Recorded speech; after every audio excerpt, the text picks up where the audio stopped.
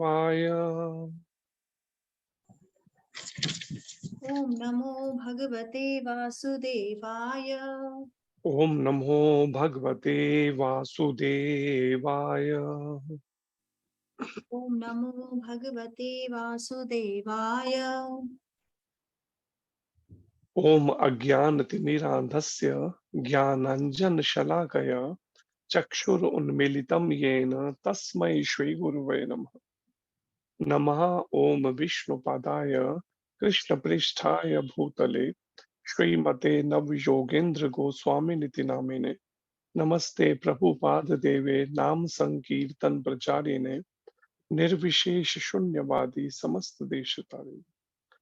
नमः ओम विष्णुपादाय कृष्णप्रेष्ठाय भूतले श्रीमते भक्ति वेदांत स्वामिनिति नामिने। नमस्ते सरस्वती देवे गौरवाणी प्रचारिणे निर्विशेष शून्यवादी पाश्चात्य देशतारिणे। जय श्री कृष्ण चैतन्य प्रभु नित्यानंद श्री अद्वैत गदाधर श्रीवासादि गौर भक्तवृंद।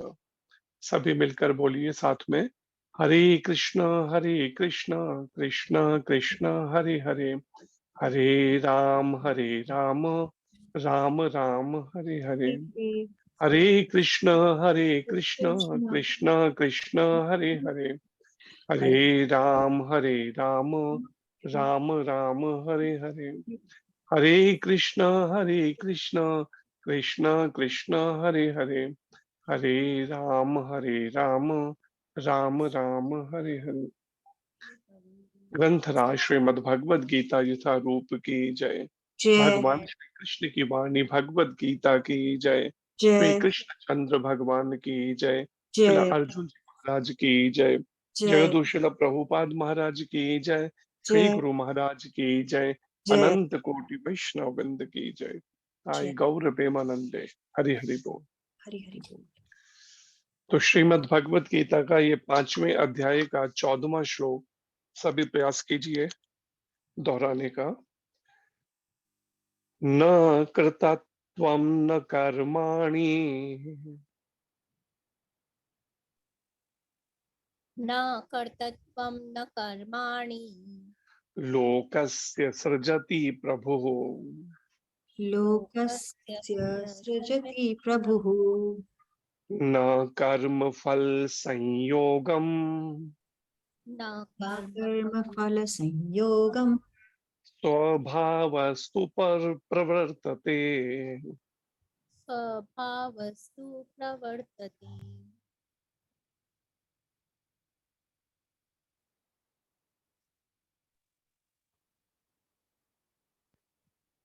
न कर्तृत्वं न कर्माणि न कृतत्वं न कर्माणि लोकस्य सृजति प्रभुः। लोकस्य सृजति प्रभुः। न कर्म फल संयोगम न कर्मफल संयोगं संयोगम स्वभावस्तु प्रवर्तते।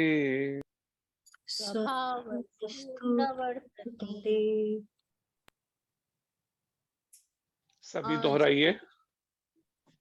हमने हरे रिसाइट कृष्णा प्रभु जी। सबने दोहरा लिए श्लोक।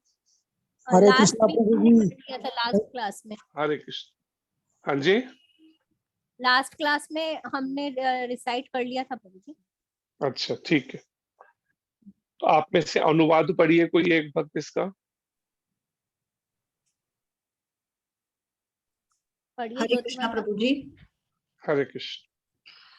शरीर रूपी नगर का स्वामी देहधारी जीवात्मा न तो कर्म का सृजन करता है, न लोगों को कर्म करने के लिए प्रेरित करता है, ना ही कर्मफल की रचना करता है। यह सब तो प्रकृति के गुणों द्वारा ही किया जाता है। हरे कृष्णा प्रभु।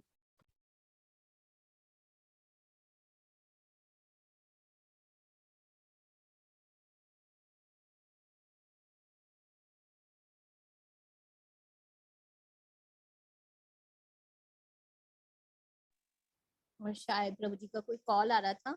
हम सब हरे कृष्ण महामंत्र करते हैं तब तक। हरे कृष्णा कृष्णा कृष्णा हरे हरे हरे राम राम हरे राम राम राम राम हरे हरे हरे कृष्णा कृष्णा कृष्णा हरे हरे हरे हरे राम हरे राम राम राम राम हरे हरे हरे कृष्णा कृष्णा हरे कृष्णा तात्पर्य पढ़ा आप में से? तात्पर्य नहीं, अभी आज नहीं पढ़ा प्रभु जी। तात्पर्य पढ़िए, उसके आगे कंटिन्यू कर दिया कीजिए, रोका नहीं कीजिए बीच में। अपने आप ही ये बटन, कोई इमरजेंसी कॉल बार बार आ रही थी, इस कारण से उठाना पड़ा। हाँ एकदम जी तात्पर्य शुरू कर देना चाहिए। जी। पढ़िए तात्पर्य। तात्पर्य शीला प्रभुपाद जी के द्वारा। शीला प्रभुपाद जी की जय। माता जी, और कोई पढ़ना चाहता है भक्त तो प्लीज पढ़िए। हरे कृष्णा। नहीं, पढ़िए माता जी, पढ़िए। तात्पर्य बाय शीला प्रभुपाद। श्रीला प्रभुपाद जी की जय। जय। जैसे कि 7वें अध्याय में बताया जाएगा, जीव तो परमेश्वर की शक्तियों में से एक है, किंतु भगवान की अपरा प्रकृति है जो पदार्थ से भिन्न है। संयोगवश परा प्रकृति या जीव अनादिकाल से प्रकृति यानी अपरा के संपर्क में रहा है। जिस नाशवान शरीर या भौतिक आवास को वह प्राप्त करता है, वह अनेक कर्मों तथा उनके फलों का कारण है। ऐसे बद्ध वातावरण में रहते हुए मनुष्य अपने आप को अज्ञानवश शरीर मानकर शरीर के कर्म फलों का भोग करता है। अनंत काल से उपार्जित यह अज्ञान ही शारीरिक सुख दुख का कारण है। ज्यों ही जीव शरीर के कार्यों से पृथक हो जाता है, त्यों ही वह कर्म बंधन से भी मुक्त हो जाता है।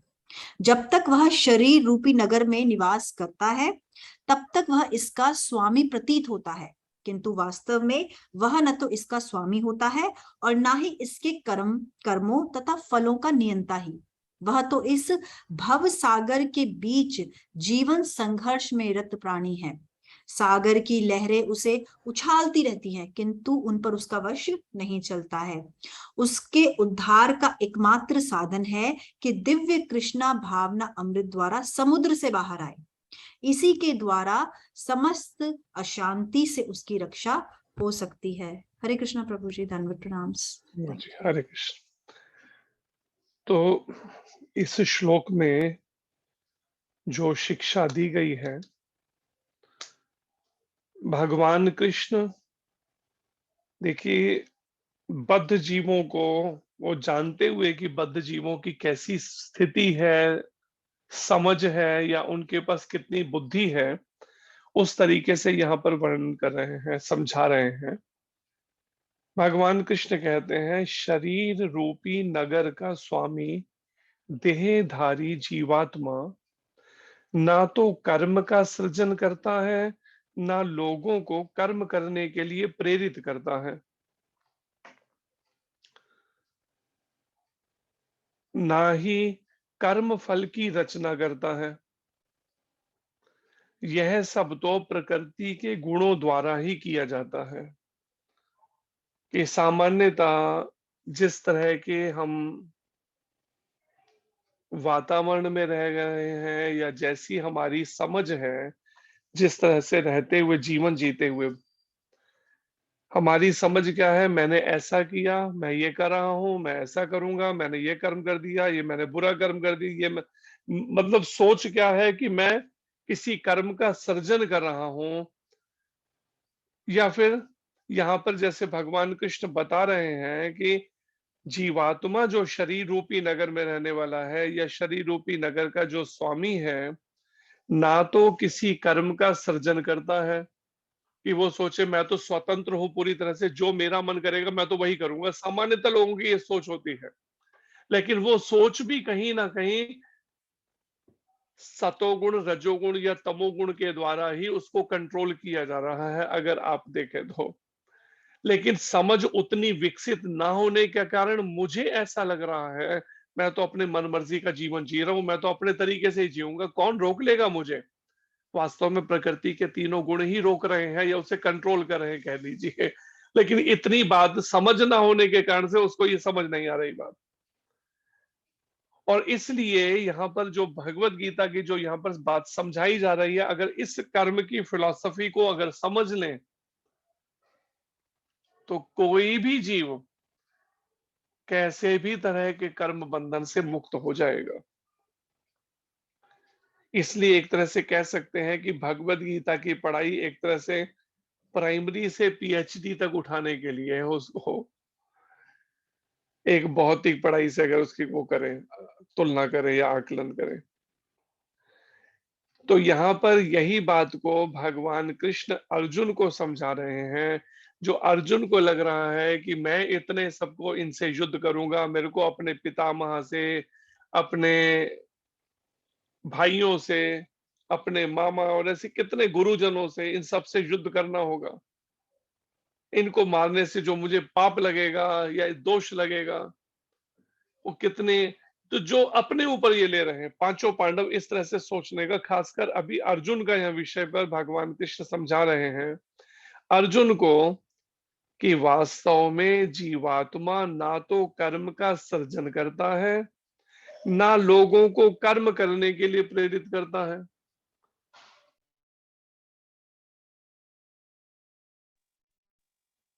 जो यहाँ पर जो वर्णन है कि कर्म करने के लिए प्रेरित करना, और ना ही कर्म फल की रचना करता है किसी तरह की, कि उसके हाथ में है कि हाँ जो चाहे वो अपना कर्मों का अपने उससे फल भोग ले अपने तरीके से। क्योंकि जो भी वो कर्म कर रहा है, जिस भी तरह से वो व्यवहार करते हुए लोगों को कर्म करने के लिए प्रेरित कर रहा है, या फिर किसी भी नए कोई तरह का कर्म, जैसे कोई कोई कंस्ट्रक्शन का काम है या कोई भी ऐसा नया कर्म, लेकिन वास्तव में पीछे कहीं ना कहीं उसके अपने किए हुए कर्म फल, जो तात्पर्य में प्रभुपाद जी समझा रहे हैं, अनादि काल से प्रकृति के वो संपर्क में रहने के कारण, इस भौतिक जगत के इस अपरा प्रकृति के संपर्क में रहने के कारण वो पूरी तरह से अपने कर्मों और उनके फलों का कारण है, जो उसके बंधन है, या उसकी समझ है, उसकी बुद्धि है, उसके मन पर जिस तरह का भी उसका मन का स्वभाव बना हुआ है, जिस तरह के भी मन पर संस्कार पड़े हुए हैं, और जिसके अनुसार वो तरह तरह के कर्मों में लिप्त हो रहा है, उसका मुख्य कारण फिर आखिर में भगवान कृष्ण कहते हैं यह सब तो प्रकृति के गुणों द्वारा ही किया जा रहा है। तो इसका विचार करिए, इस बात को समझने का प्रयास इस श्लोक से, कि प्रकृति के जो गुण हैं उनके द्वारा ये सब किए जा रहे हैं, कर्म का सृजन, लोगों को कर्म करने के लिए प्रेरित करना, और कर्म फल की जो रचना, ये तीनों चीजें। पहले हमने जो कर्म किए, उस कर्मों के परिणामवश इस समय का हमें जीवन मिला है, वैसा वैसा संग मिला है। हम कितना भी प्रयास करें लेकिन उससे निकलकर भाग नहीं सकेंगे। ये एक जगह से निकलेंगे, दूसरी जगह फिर वही पर उस तरह से मिलते जुलते कुछ परिस्थितियां आकर खड़ी हो जाएंगे, हम बच नहीं सकेंगे उससे।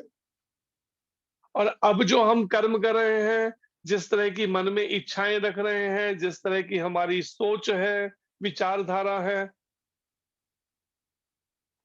उसके आधार पर अपना भविष्य की फिर तैयारी कर रहे हैं। और प्रकृति के जो तीनों गुण हैं, सतोगुण, रजोगुण और तमोगुण, ये प्रकृति के तीनों गुणों द्वारा किया जा रहा है। अर्थात हर जीव अपने कर्म और कर्म फलों के आधार पर और अपनी इच्छाओं के आधार पर इन प्रकृति के तीनों गुणों में से के द्वारा कंट्रोल किया जा रहा है, संचालित किया जा रहा है। कभी हम सतोगुण के प्रभाव में रहते हैं, अभी जैसे इच्छा हुई कि हाँ चलो भगवत गीता की क्लास अटेंड करते हैं।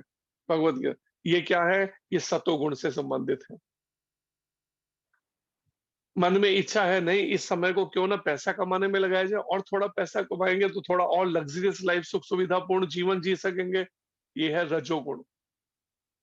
इच्छा है चलो बिजनेस भी चलो ठीक अलग बात, लेकिन फिलहाल अभी करते हैं, चलो थोड़ा मांसाहार करते हैं, शराब पीते हैं, बुरे कर्म करते हैं, यह है तमोगुण।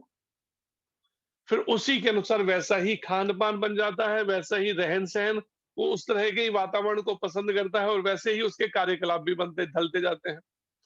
उस तरह के कर्मों में ही लिप्त होता जाता है। 1993 में हमारे साथ में एक बैठे थे व्यक्ति, उनकी दीक्षा हुई हमारे साथ में। महाराज जी ने कुछ उनको नाम दिया, मेरे को पूरा याद नहीं अभी।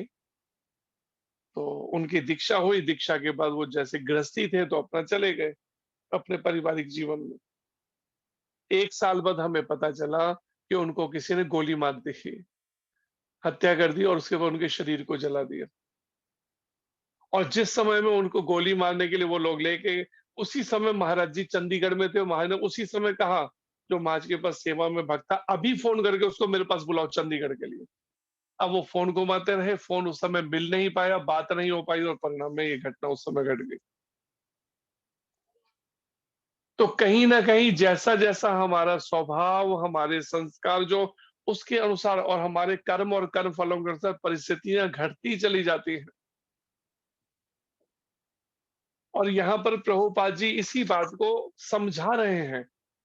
इसका हमें बड़े ध्यानपूर्वक इसको बारीकी से समझना, अध्ययन करना चाहिए, जिससे हम समझ सकें कि किस तरह से हमारा पूरा जीवन और हमारे सब तरह के कर्म, मनसा वाचा कर्मणा, मन, वाणी और कर्म जो है किस तरह से कंट्रोल किए जा रहे हैं, प्रकृति के तीनों गुणों के द्वारा।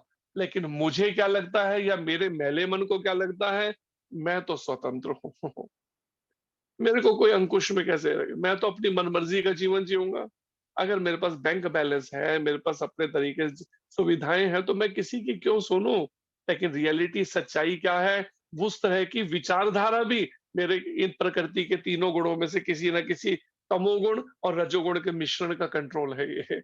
इस तरह की मानसिकता होना, स्वतंत्र मनमर्जी का जीवन जीने की।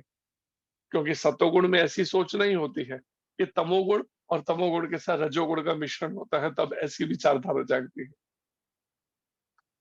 जैसे ब्राह्मणिकल जो सोच है, ब्राह्मण का जैसा आचरण है, जैसे गीता में भी भगवान ने बताया कि मैंने ये विभाजन चातुर्वर्ण मया सृष्टम गुण कर्म विभागशः, मैंने 4 वर्णों का विभाजन जो किया है, ब्राह्मण क्षत्रिय वैश्य शूद्र का, ये मैंने जन्म से नहीं विभाजन किया, गुण और कर्मों के आधार पे किया। जैसे जैसे जिस व्यक्ति में गुण है, उसके आधार पे वो ब्राह्मण क्षत्रिय वैश्य शूद्र निर्धारित किया है भगवान कृष्ण ने। लेकिन दुर्भाग्य से समाज के अंदर इस तरह का वातावरण बनता चला गया कि नहीं, जाति से जो ब्राह्मण है, बस वो चाहे आचरण कुछ भी हो, चाहे मांसाहार करता हो, मदिरा पर, हम तो ब्राह्मण है जी, उसको पकड़े। तो ब्राह्मण जो है सामान्यतः जो सोच है वो सतोगुण में रहता है। और फिर क्षत्रिय जो है उसकी सोच होती है राजसिक रजोगुणी सोच। जो वैश्य स्वभाव का व्यक्ति है उसकी सोच होती है रजोगुणी और तमोगुणी सोच।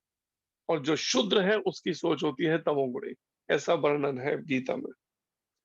फिर प्रभुपाद जी यहाँ वर्णन करते हैं और भगवान प्रभुपाद जी कहते हैं कि 3 तरीके से अपना खान-पान कि भगवान को भोग लगा के सात्विक आहार करना, ये इस तरह अपने खान-पान से, अपना रहन-सहन, मेरा किस तरह का जीवन रहन-सहन है, और अपने कार्यकलाप या कर्मों से, इनसे वो व्यक्ति अगर चाहे तो तमोगुण से उठकर सतोगुण तक, और सतोगुण से भी ऊपर विशुद्ध सतोगुण में आकर वो वैष्णव बन सकता है, जिसको प्रभुपाद जी ने व्यवहारिक प्रैक्टिकल करके दिखा दिया पूरे विश्व भर में।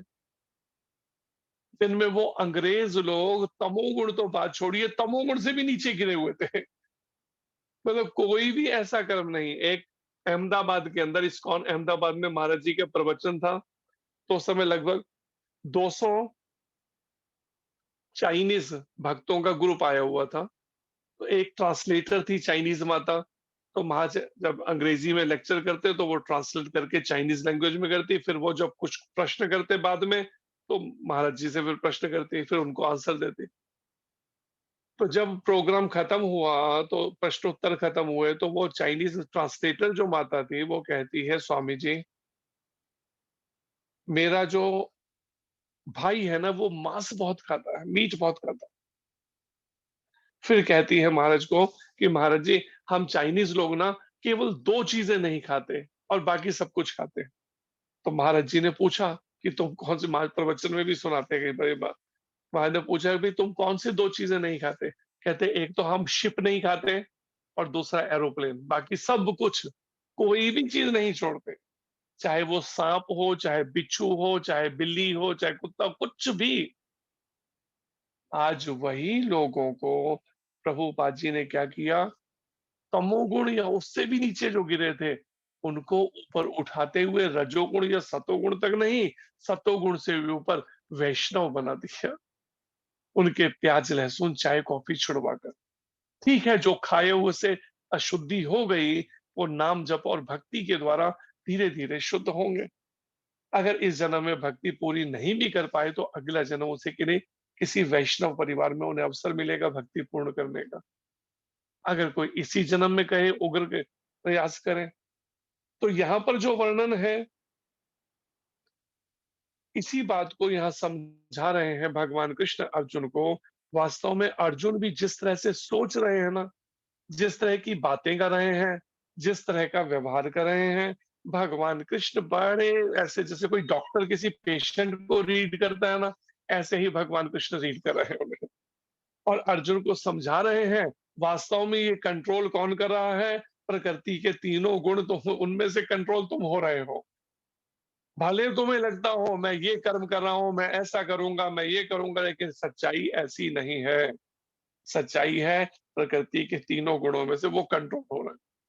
और जिसको फिर प्रभुपाद जी समझा रहे हैं कि जैसे कि कुछ देर के लिए हरे कृष्ण मंत्र का जरा जप करिए सभी मिलकर।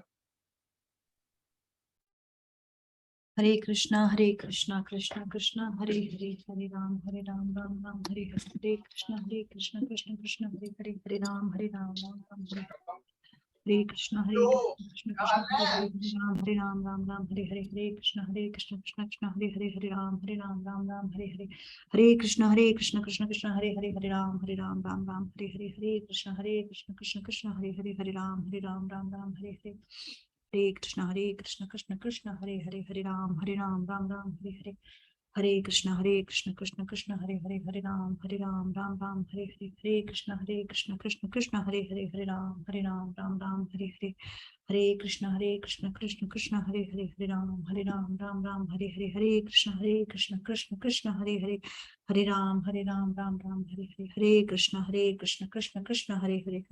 हरे राम राम हरे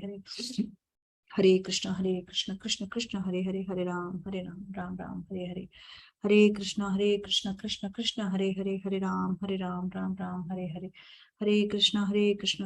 कृष्ण हरे राम राम हरे कृष्ण कृष्ण कृष्ण हरे राम राम हरे कृष्ण कृष्ण कृष्ण हरे राम राम हरे कृष्ण कृष्ण कृष्ण हरे राम हरे कृष्णा कृष्णा हरे कृष्णा हरे कृष्ण हरे कृष्ण हरे राम राम राम हरे हरे कृष्ण कृष्ण हरे कृष्णा हरे कृष्णा कृष्णा कृष्णा हरे कृष्ण, हरे हरे राम राम राम हरे हरे। तो तात्पर्य,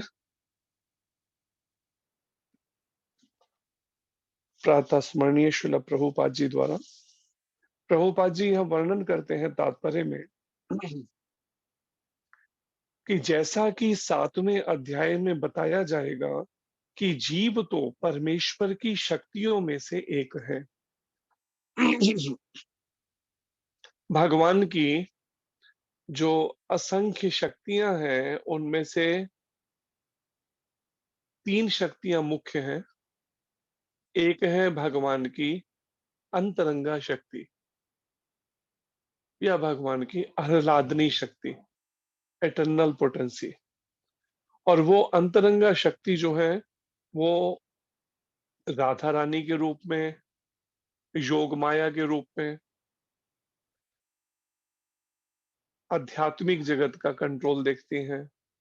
और जब भी भगवान इस धरा पर लीला करने के लिए आते हैं कुछ, तो भगवान की ये योग माया शक्ति जो है ये उनका सहयोग करती है उस समय में, भगवान की लीलाओं में। दूसरी है भगवान की बहिरंगा शक्ति, जो इस बाहरी जगत का कंट्रोल देखती हैं, सब संचालन देखती हैं, जो दुर्गा माता या महामाया के रूप में जाने जाते हैं। और तीसरी भगवान की जो मुख्य शक्ति है, वो है भगवान की तीसरी मुख्य शक्ति तटस्था शक्ति, मार्जिनल पोटेंसी। और ये तटस्था शक्ति है हम सब जीवात्माएं। और यहाँ पर प्रभुपाद जी बता रहे हैं कि जीव तो परमेश्वर की शक्तियों में से एक है, तटस्था शक्ति है हम भगवान की, किंतु वह भगवान की अपरा प्रकृति है, जो पदार्थ से भिन्न है। एक तरह से इसको किसमें गिना गया है, भगवान की दो मुख्य, उनमें से एक परा प्रकृति, दूसरी अपरा प्रकृति। परा प्रकृति है जो आध्यात्मिक जगत, जो स्पिरिचुअल वर्ल्ड है, आध्यात्मिक जगत है। अपरा प्रकृति है भौतिक प्रकृति। तो प्रभुपाद जी कहते हैं कि उस जीवात्मा को भले ही अपरा प्रकृति, भगवान की अपरा प्रकृति से गिना गया, लेकिन वास्तव में पदार्थ से भिन्न है, वो जड़ तत्व नहीं है। वो जैसे बिल्कुल जड़ पदार्थ है, कोई टेबल है, कुर्सी है, लेकिन जीवात्मा ऐसी नहीं। संयोगवश परा प्रकृति या जीव, यहाँ पर दो बातें वैसे कही जा रही हैं। पहले कहा गया कि जीव तो परमेश्वर की शक्तियों में से एक है, किंतु वह भगवान की अपरा प्रकृति है। लेकिन नीचे क्या कहा जा रहा है, संयोगवश परा प्रकृति या जीव। असल में या तो लगता है ये प्रिंटिंग मिस्टेक है या कुछ कारण से कि जीवात्मा को जो भगवान के अंश हैं, भगवान की परा प्रकृति में गिने जाते हैं, लेकिन उसको पूर्व में तो, लेकिन फिर बाद में प्रभुपाद जी इसको वर्णन कर रहे हैं कि संयोगवश परा प्रकृति या जीव अनादि काल से प्रकृति अथवा अपरा के संपर्क में रहा है। अनादि काल से अपरा भौतिक प्रकृति के संपर्क में रहा है।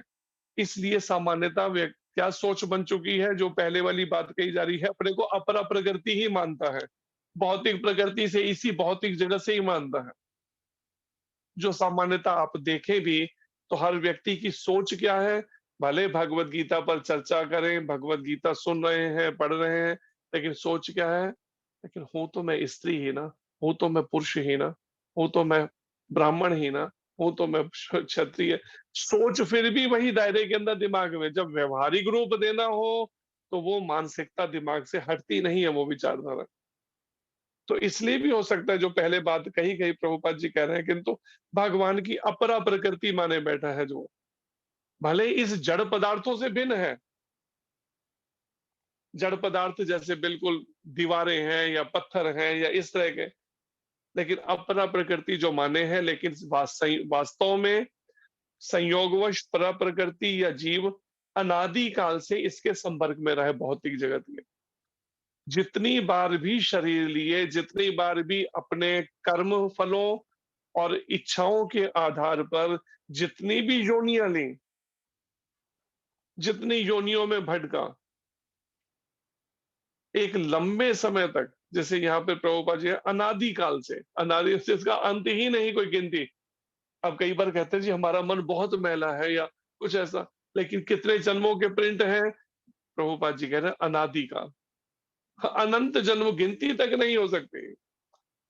और जब भी हमें अवसर मिले, हर बार हमने ऐसे ही तरीके से अवसर खोया है, अपनी शरीर से पहचान करके। और यहाँ पर प्रभुपाद जी समझा रहे हैं, जिस नाशवान शरीर या भौतिक आवास को वह प्राप्त करता है, अर्थात जैसे हम घर से तुलना करते हैं, घर कहते हैं ये मेरा घर है, ये इस तरह से यहाँ पर जो समझाने के लिए प्रभुपाद जी भी ये बात को समझा रहे हैं और भगवान कृष्ण भी शरीर रूपी नगर, शरीर की तुलना की जा रही है एक नगर से। और ऐसे ही प्रभुपाद जी यहाँ समझाते हुए बता रहे हैं नाशवान शरीर, ये सभी जानते हैं कि शरीर नाशवान है, लेकिन ये भौतिक आवास की जीवात्मा अपने कर्म फलों के कारण और इच्छाओं के कारण से इस भौतिक घर में रह रही है। आवास कहते हैं घर, उसको ये भौतिक आवास प्राप्त हुआ है, किसी को स्त्री का चोला, किसी को पुरुष का चोला, और वह अनेक कर्मों और उनके फलों का कारण है। अनेक कर्म, ये जो हमें भौतिक आवास या नाशवान शरीर मिला, किस कारण से मिला? अनेक कर्मों और उनके फलों के कारण से मिला है। इसलिए हम किसी को उलाहना नहीं दे सकते। कोई व्यक्ति मूर्खतावश या अज्ञानतावश उलाहना दे, हाँ जी, मेरा ऐसे परिवार में जन्म क्यों हुआ, ऐसे माँ-बाप क्यों मिले, ऐसे वो, वास्तव में उसका दोष देना वो बिल्कुल अज्ञानता की बात होगी। क्योंकि ये मिला है हमें अपने अनेक कर्मों और उनके फलों के कारण से। जैसा, जैसे कहा है ना कि जैसा कर्म करेगा वैसा फल देगा भगवान, ये है गीता का ज्ञान। तो जैसे कर्म किए उसके अनुसार ही हमें वैसा वैसा मिला मेरे जीवन। कोई भौतिक उस जीवन में सुविधापूर्ण मिल गया तो बड़ा खुश है कि हाँ मुझे ऐसा परिवार, कुछ है जिनको कुछ ऐसा मिल गया कि कष्टपूर्ण और इस तरह का, तो वो उलाहने दिए चले जाना है उसी को ही। लेकिन वास्तव में इसके पीछे अपने कर्म और फल, और वो कर्म फल भी क्यों? क्योंकि उसने मान लिया है प्रकृति के गुणों से हटकर, वो ये सोचता है मैंने कर्म किया। तो इस मैं और ये मेरा है, मैं और मेरे ने जीव को उलझा के रखा हुआ है, जिसको गुरु महाराज एक पंक्तियों में कहते हैं, मैं और मेरा, तू और तेरा, है माया का घेरा, ये कांटा खटक रहा है, ये कांटा खटक रहा है। मैं और मेरा, मैं माना हुआ है शरीर को, और मेरा माना हुआ है ये जो मेरा परिवार है, सब मेरा परिवार है, मेरा घर है, और जो भी शरीर से संबंधित माना है। मैं तो इंडियन हूँ, मैं तो अमेरिकन हूँ, शरीर से अपनी केवल पहचान करके। कल कोई आए थे तो हमसे पूछ रहे थे क्या आप इंडियन हैं, क्या आप भारतीय हैं, हमसे पूछने लगे। तो शरीर से अपनी पहचान केवल मान रहे। लेकिन भगवत गीता हमें इस शारीरिक चिंतन से ऊपर उठाने का ये मार्गदर्शन है एक तरह से। लेकिन उठने के लिए सहयोग क्या होगा, गीता के साथ क्या किया जाए? जैसे गुरु महाराज कहते हैं, भजले प्राणी रे अज्ञानी, 2 दिन की जिंदगानी, वृथा क्यों भटक रहा है, वृथा क्यों भटक रहा है। भजले प्राणी रे अज्ञानी, 2 दिन की जिंदगानी, थोड़े ही दिन का ये सम जीवन मिला है, लेकिन मुझे लग रहा है कि बड़ी लंबी आयु है।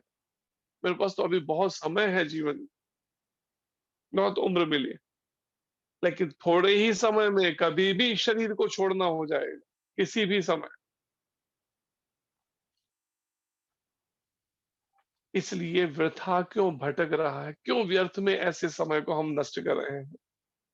तो यहाँ पर प्रभुपाद जी कहते हैं, ऐसे बद्ध वातावरण में रहते हुए मनुष्य अपने आप को अज्ञानवश शरीर मानकर शरीर के कर्म फलों का भोग करता है।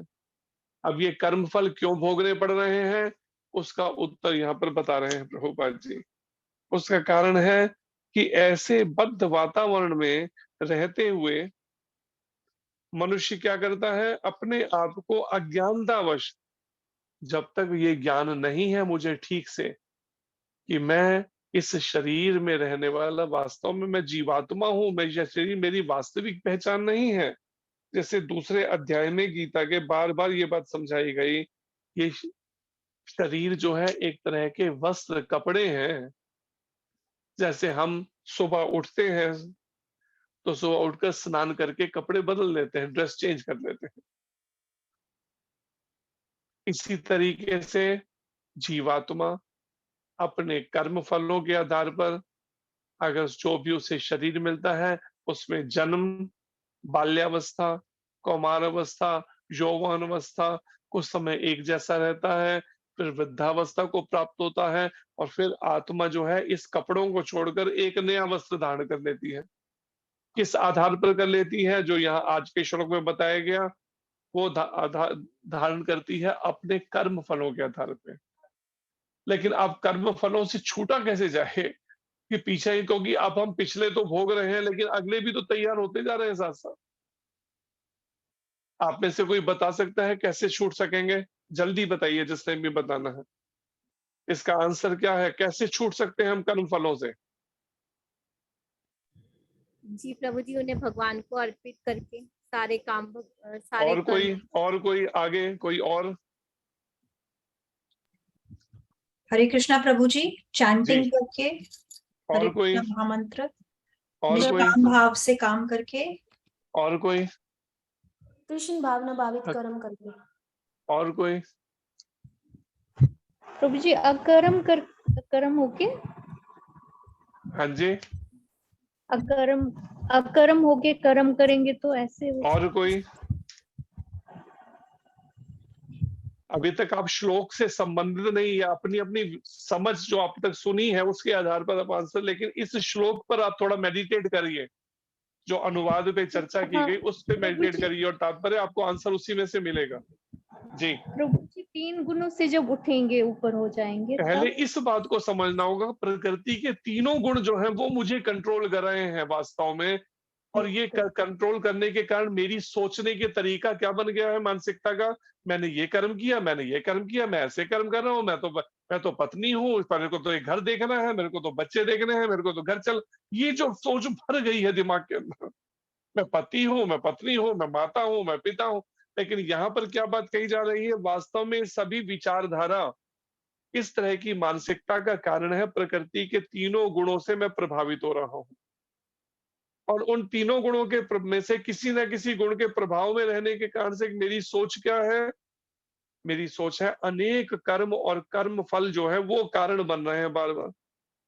और अज्ञानतावश मैं क्या कर रहा हूँ, प्रभुपाद जी कहते हैं, बद्ध वातावरण में रहते हुए अपने आप को शरीर मानकर, शरीर के कर्म फलों, मैंने मान लिया मैं शरीर हूं तो कर्म फल बांध रहे हैं।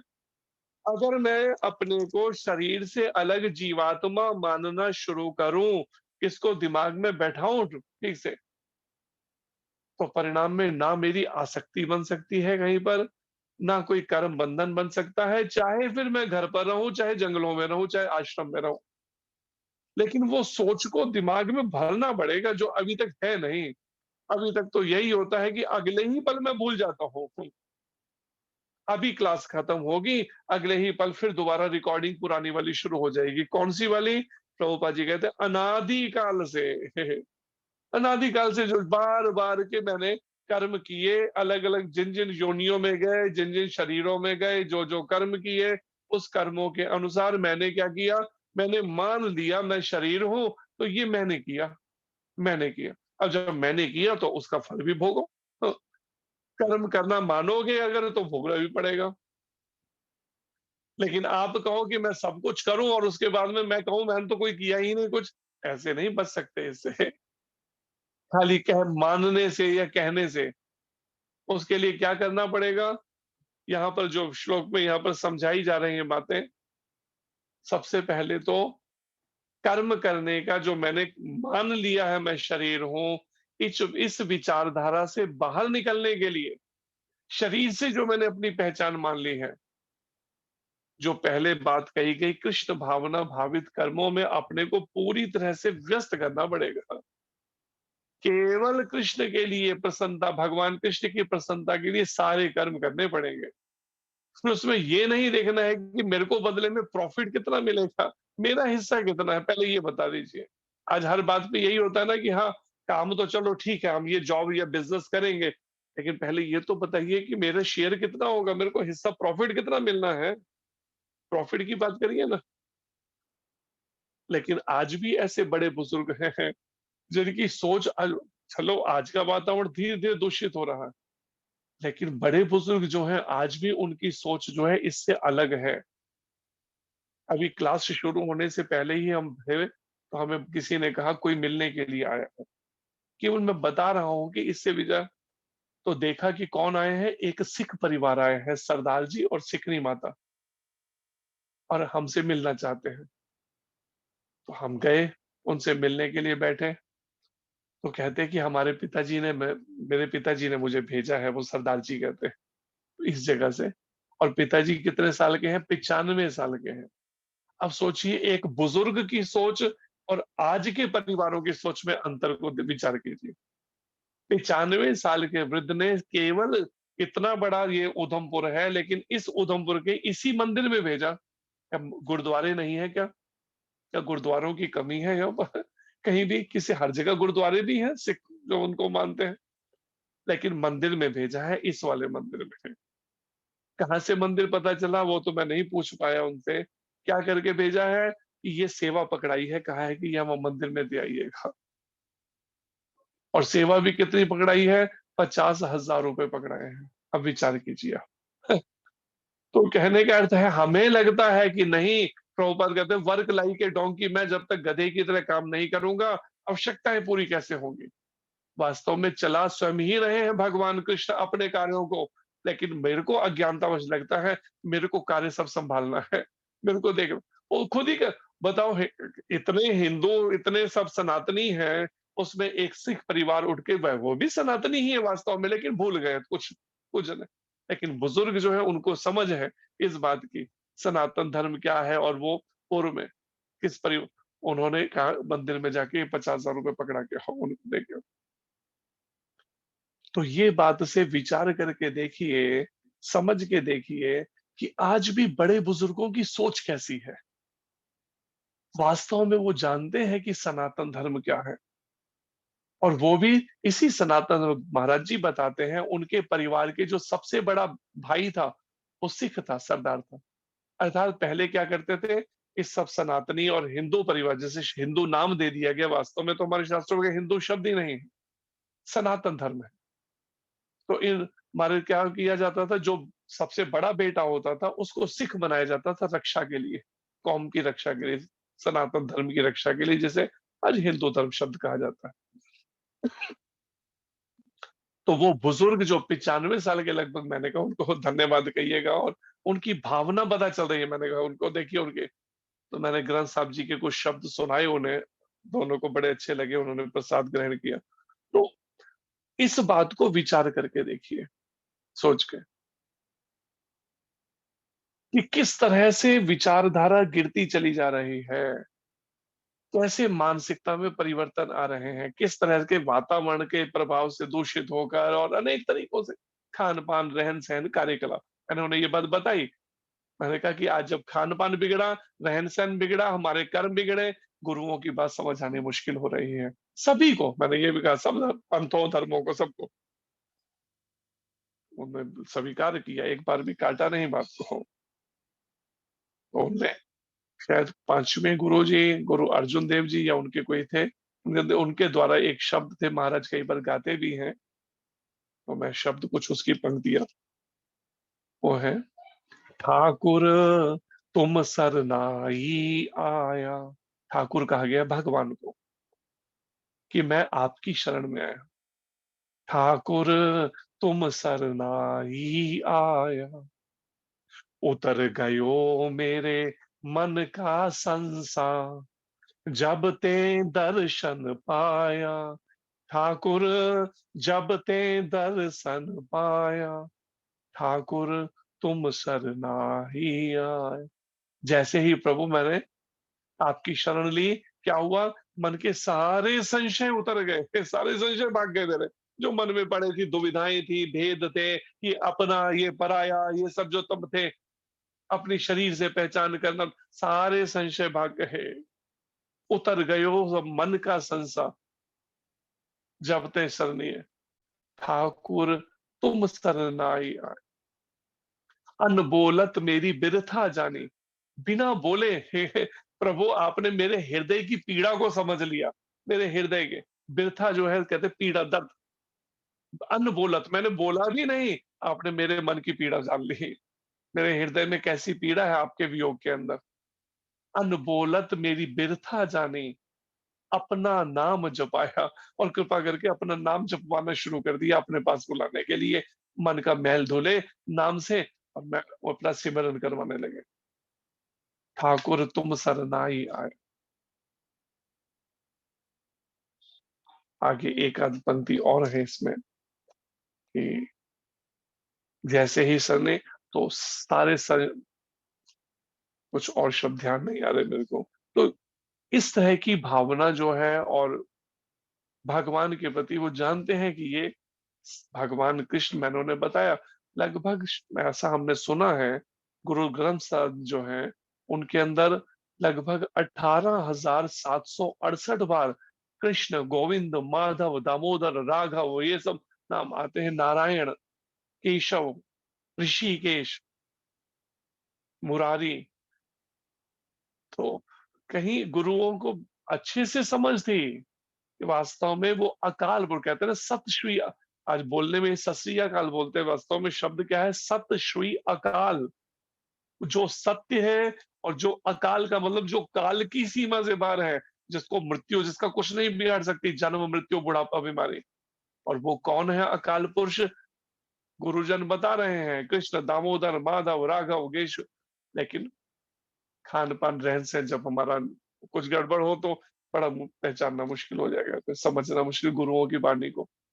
तो गुरुजन तो सब कुछ बता रहे हैं।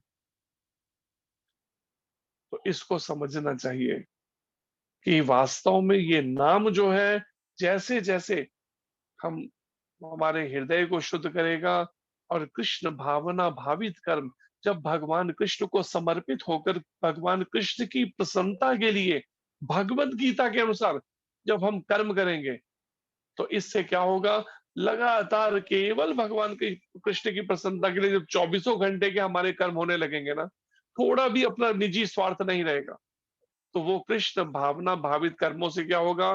पहले हमारे संस्कार बनेंगे, और वो संस्कार क्या करेंगे? पिछले वाले संस्कारों को दबा देंगे। जो भी पिछले संस्कार रहे, शरीर से अपनी पहचान करना, और देहात्म बुद्धि के कारण मैं और मेरे में फंसे होना, उस सबको, कुसंस्कारों को दबा देंगे, अब के संस्कार।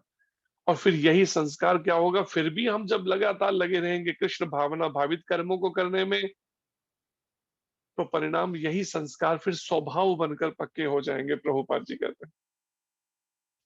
और फिर ये स्वभाव क्या होगा? हमारे पिछले स्वभाव को पूरी तरह से दबा देगा, खत्म कर देगा। तो इस बात को यहाँ, तब फिर हृदय में कोई भी वासना का बीज नहीं रहेगा, कोई विकार नहीं रहेगा। जैसे प्रभुपाद जी कहते थे ना, आज सारी दुनिया मेरी ओर आकर्षित क्यों है? क्योंकि मैं काम विकार से मुक्त हूँ। पूरी तरह से काम विकार को बीज नष्ट कर दिया पूरी तरह से प्रभुपाद जी। ऐसे ही एक दिन गुरु महाराज कहते हैं कि प्रभुपाद जी की ऐसी कृपा है कि मेरे लिए संसार की सारी स्त्रियां माँ के समान है, चाहे छोटी हो चाहे बड़ी, सभी।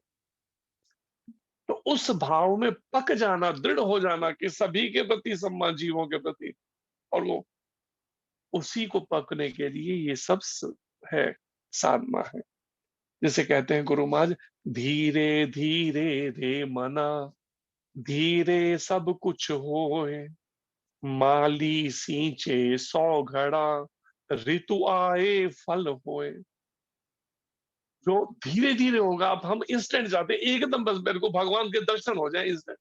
लेकिन जब तक हृदय का सारा कलमश नहीं धुलेगा, जब तक हमारा पूर्ण समर्पण नहीं होगा कृष्ण के प्रति, जब तक हमारे सारे कार्य केवल भगवान कृष्ण की प्रसन्नता के लिए नहीं होंगे, जब तक हमारे पिछले कुसंस्कार और पिछला स्वभाव पूरी तरह से हटकर हृदय से सब तरह के काम, क्रोध, मोह, लोभ, अहंकार, ईर्ष्या, द्वेष, तम, सबके बीज नष्ट नहीं हो जाएंगे पूरी तरह से, तब तक वास्तव में कृष्ण का नित्य संग नहीं मिल सके, भगवान कृष्ण राधा रानी का धाम में है।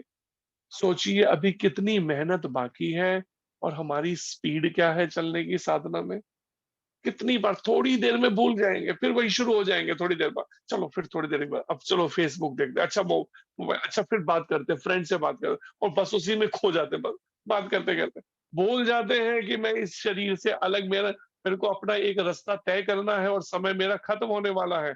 वो फिर फिर भूल जाती है, और बार बार क्या कर रहे हैं, हर रोज थोड़ी देर के लिए कुछ प्रयास करते हैं साधना का, और बाकी समय ऐसे ही नष्ट कर देते हैं।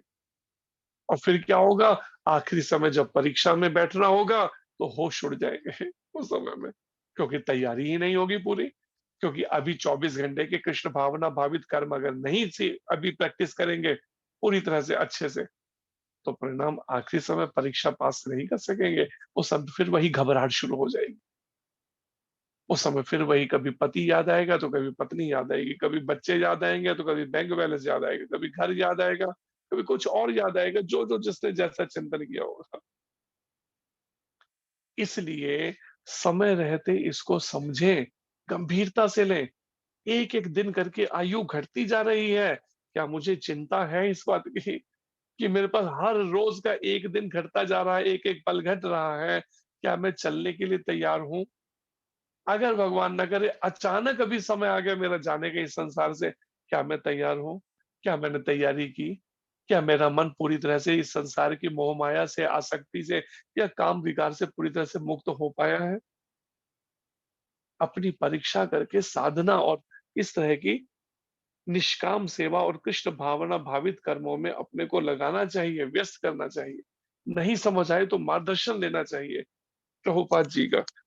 तो यहाँ पर आगे वर्णन है, अनंत काल से उपार्जित यह अज्ञान ही, कई बार कहते हैं ना लोग पैसा कमाते हैं या और भी कोई चीजें मान सम्मान कमाते हैं, प्रभुपाद जी कहते हैं अनंत काल से क्या कमाया है, अज्ञान कमाया है। पूरा ज्ञान ही बुला दिया कि मैं शरीर नहीं है, जीवात्मा हूं, ये बात ही भूल गई, परमात्मा श्री कृष्ण का अंश हूं। अनंत काल से उपार्जित जो मैंने उपार्जन किया, यह अज्ञान ही शारीरिक सुख दुख का कारण है। अब ये शरीर जो है ये सुख दुख का कारण बना हुआ है, क्योंकि इसी अज्ञान में शरीर से अपनी पहचान मान रखी है। ज्यों ही जीव शरीर के कार्यों से पृथक हो जाता है, जैसे ही शरीर के कार्यों से अपने को अलग कर लेता है, त्यों ही वह कर्म बंधन से मुक्त हो जाता है। उसी समय कर्म बंधन खत्म। लेकिन कब? शरीर के कार्यों से अपने को अलग कर लेना। लेकिन कैसे होंगे शरीर के कार्यों से अलग? देखिए शरीर है तो उसके अनुसार कार्य तो करने पड़ेंगे, होंगे भगवत गीता के अनुसार कर्म करने से होंगे।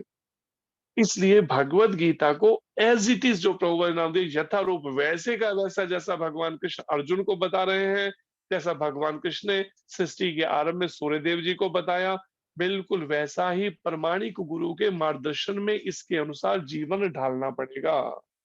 नहीं ढाला तो यही शरीर याद आएगा। आखिरी समय नजदीक आ जाएगा, चिंता शरीर की ही हो रही है। मेरे को डायबिटीज हो रही है, लेकिन मेरे को पसंद तो मिठाई है, खाए फिर भी मिठाई जा रहे हैं।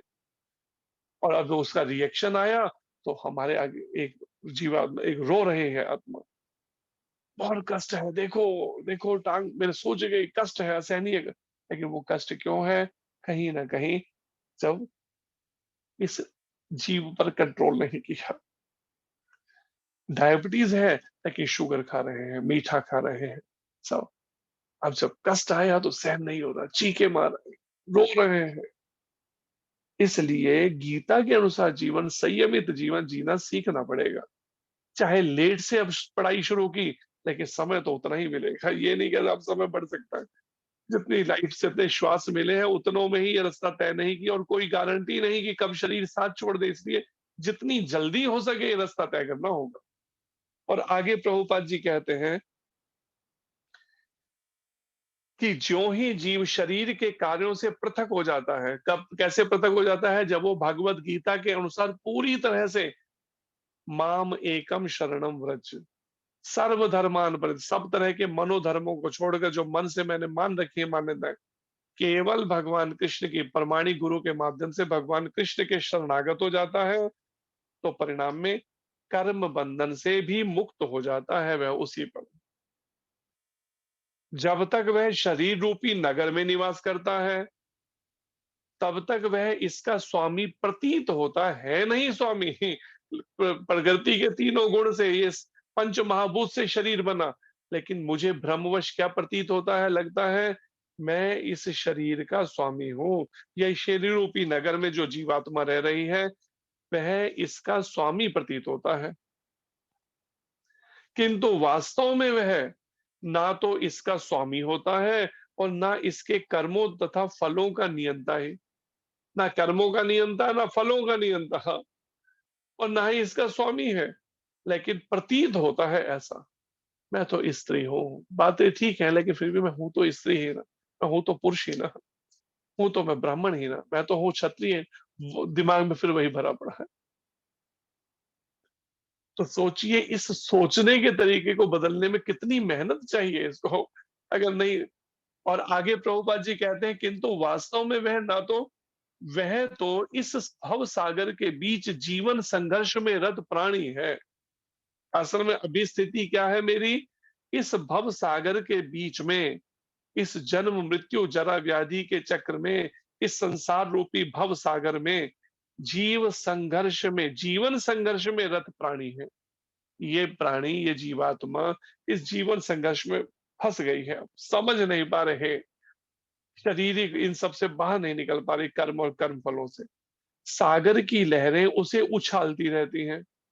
अब इस संसार में तरह तरह की सागर की लहरें क्या है, जिसको 13वें अध्याय के 9वें श्लोक में भगवान कृष्ण कहते हैं अर्जुन को, जन्म मृत्यु जरा व्याधि दुख दोषानुदर्शनम। बार बार जन्म, बार बार मृत्यु, बुढ़ापा, बीमारी, दुख, दोष और तरह तरह के कलेश, और ये सब, ये क्या है, सागर की लहरें उसे उछालती रहती है, किंतु उन पर उसका वश नहीं चलता, इन सब पे वश नहीं चलता कितना भी।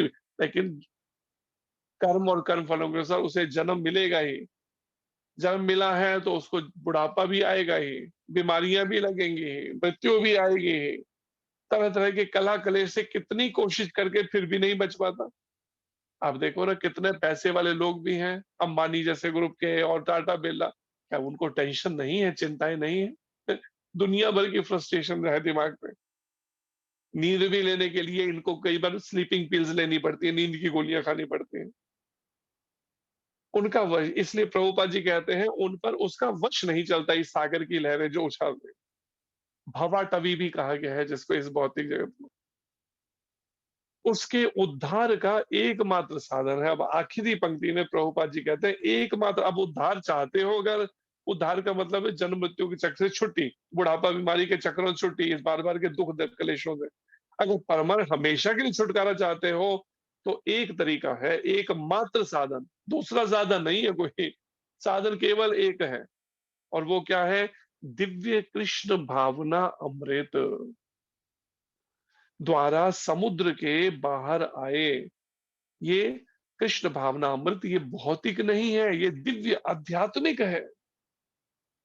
देखने में भौतिक लग रहा है, संसार में ये हरे कृष्ण मूवमेंट के केंद्र है, और ये देखने वास्तव में ये दिव्य आध्यात्मिक कृष्ण भावना अमृत जो है ये आध्यात्मिक है। चाहे फिर मंदिर में रह के गड़बड़ करेगा तो भी वो दिव्य कृष्ण भावना अमृत में नहीं कहा जाएगा, भले उसे तिलक लगा रखे हो, कंठी पहनी हो। आचरण भी चाहिए फिर शास्त्र के आधार पर। तो परिणाम इसी के द्वारा समस्त अशांति से उसकी रक्षा हो सकती है। जो अशांति है, कितना फ्रस्ट्रेशन, कितनी अशांति, कितना मन में दुविधाएं, इसने ऐसा कहा, उसने ऐसा कहा। कल एक माता का फोन आया तो बेचारे बहुत परेशान, ऐसी बातें हो रही हैं, ये बातें हो रही हैं, परिवार में ऐसा हो रहा है, वैसा हो रहा है, मेरे को ऐसी ऐसी बातें सुननी। मैंने कहा आपको कहाँ सुननी पड़ रही है? आपको कहाँ सुननी पड़ रही है? क्या वो आपको जानते हैं कि आप जीवात्मा हो? आप कहते तो मेरे को सुने, अरे एक कान से सुनो, दूसरे से निकाल दो, क्योंकि आपको थोड़ी सुननी पड़ रही है। आप शरीर हो क्या? आप स्त्री हो क्या? नहीं, मैंने तो नहीं। फिर बात सुनती है, फिर ठीक, पर जैसी बात मैं खत्म करता हूँ, फिर देखो फिर ऐसे ताने, कह रहे तुम अलग अपना जाओ, भक्ति करो, छोड़ दो ये गृहस्थ जीवन को, ऐसा कर। फिर वो पूरा शुरू। तो मैंने कहा अब जब भक्ति करोगे, तो मीरा जी ने भी भक्ति की, तो तब भी देखो कैसी स्थितियां। जब थोड़ा भी भक्ति जब हृदय में जागेगी, स्वाभाविक बात है थोड़ा तो अब कलह कलेश होगा ही। जब तक आप अभी तैयार नहीं है, आप चाहते हैं बच्चों की शादियां हो जाए, कुछ भी, तो थोड़ा सहन तो करना पड़ेगा तब तक के लिए। मान अपमान को सहना पड़ेगा, या तो पूरी तरह से मन बिल्कुल विरक्त हो जाए। अगर मन अभी तैयार नहीं है तब तक के लिए सहन करना पड़ेगा भजन करते हुए। भजन भी नहीं छोड़ सकते, मैंने कहा अच्छी बात है, लेकिन तो सहन करना। जैसे एक वैष्णव कहते हैं कि इस तरह की जो भगवान की भक्ति से हटकर जो बातें हैं ना, चर्चाएं हैं, निंदा चुगली हैं, सब है क्या, कि या तो कानों को इतना पोला कर लो, इतना नरम कर दो कि एक कान से जाए तो दूसरे कान से बाहर निकल जाए। मन में कुछ नहीं रखना, मन से तो केवल जप और भगवान के ही चिंतन को, भक्ति को करना। या फिर इतना हार्ड कर दो कि कान में घुस ही ना सके वो बातें, उस वातावरण से अपने को। हम गलती क्या करते हैं, वो संत कहते हैं, हम एक को रखते हैं पोला बिल्कुल नरम, एक को रखते हैं बिल्कुल हार्ड। बस इधर से घुसती जाती हैं, तो इधर से निकल नहीं पाती, सब मन के अंदर बस रील शुरू हो जाती है। इसने ऐसा कहा, उसने वैसा कहा, उसने ये गाली दी, उसने ऐसा बोला, उसने मेरा अपमान कर दिया, उसने ऐसा बोल दिया, वो भजन हो गया चौपट, खत्म हो गया भजन। फिर इसलिए या तो इतना नरम कर दो कि एक कान से सुने, दूसरे से बाहर, मन में कोई चिंता नहीं रुकना चाहिए, ऊंची आवाज में महामंत्र जप करते हुए सब वॉश आउट। या फिर इतना कर दो कि कोई घुस ही ना सके बात को, कैसे भी करके। तो इस बात श्लोक से आज के इस बात का अभ्यास करना होगा कि उसके उद्धार का एकमात्र साधन है बद्ध जीव के क्या है, दिव्य कृष्ण भावना अमृत द्वारा समुद्र से बाहर आए। इसी के द्वारा समस्त अशांति से उसकी रक्षा हो सकती है। समस्त कहा है, किसी भी तरह की अशांति, क्योंकि ये संसार हमारा नहीं है परमानेंट घर। इस संसार से हमारा कोई परम संबंध नहीं है। हर वस्तु, हर चीज यहाँ की छोड़नी पड़ेगी।